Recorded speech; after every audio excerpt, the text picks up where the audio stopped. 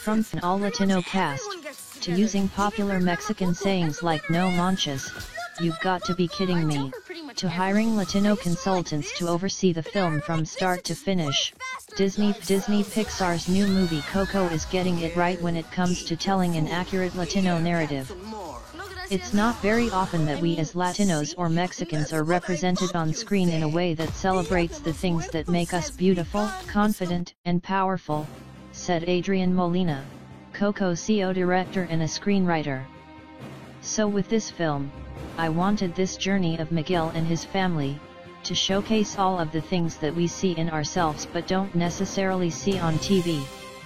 The movie Coco, which opens in U.S. theaters nationwide on Wednesday, November 22nd, is themed around the annual Mexican holiday, Dia de los Muertos, Day of the Dead. It tells the story of Miguel, a 12-year-old Mexican boy who wants to follow his dreams of pursuing music, despite his family not allowing it. That's when Miguel finds himself in the land of the dead, where he encounters the souls of his ancestors which help him reveal his family's real history. Miguel is voiced by young actor Anthony Gonzalez. The movie's trickster Hector is voiced by Golden Globe award-winning Mexican actor Gael Garcia Bernal. Actress Renee Victor and Benjamin Bratt also star in the movie. Molina, who is Mexican-American, said that his own family and personal experiences, along with the experiences of other Latino colleagues, helped the Pixar team ensure that the Latino narratives they were telling were not clichés.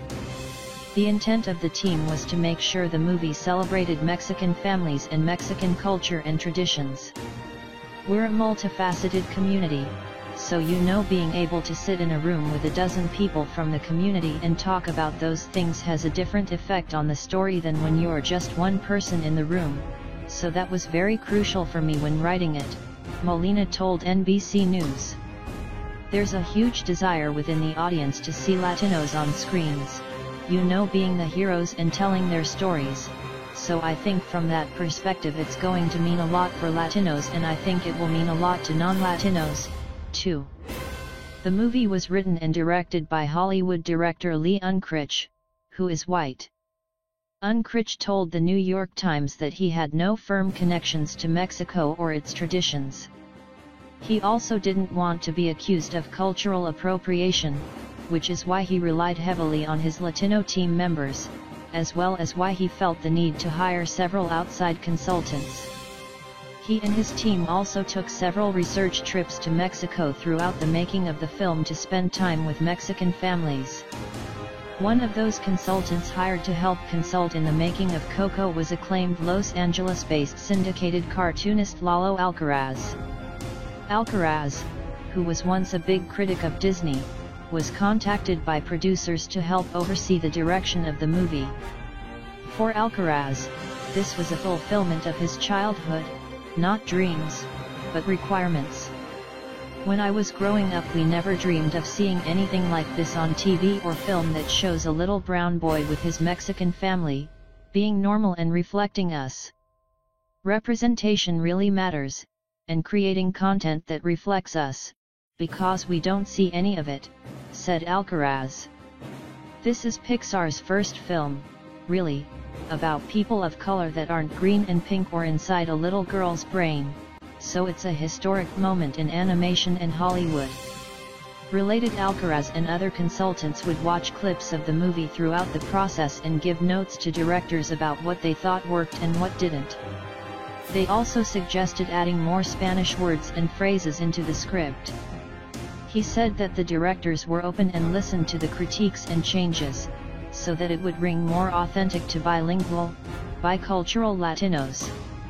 People are anxious to see it, I've never seen anything like it, Alcaraz told NBC News. Online people are going bonkers. They are taking their 90-year-old abuelas, and TIAs with an oxygen tank, he said with a laugh. Everyone is taking their elderly relatives to the movies, so this movie is already accomplishing bringing families together. Alcaraz hopes that this movie will serve as an example to other Hollywood executives that it's possible to make a good, successful film that features people of color in it, Hollywood closes itself off by trying to cater products for people, instead of making something that's unique and honest, said Alcaraz. Hollywood is lazy when it comes to trying to be authentic, especially when it comes to Latinos. So this is still 180 degrees from that, and I still can't believe it's happening. In October, Coco broke box office records in Mexico, and creators are hoping it gets the same response in the United States.